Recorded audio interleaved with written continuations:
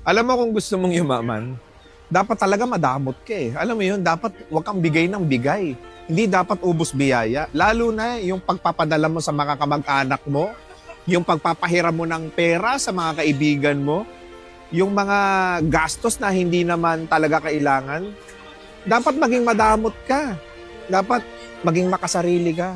Dahil tandaan mo, kapag ka inuna mo yung sarili mo at nagdamot ka sa maraming tao, nakakaipon ka at nakakapagtipid ka eh. At itong pera na to, na matitipid mo at maiipon mo, makakapag-create to ng oportunidad para sa iyo eh.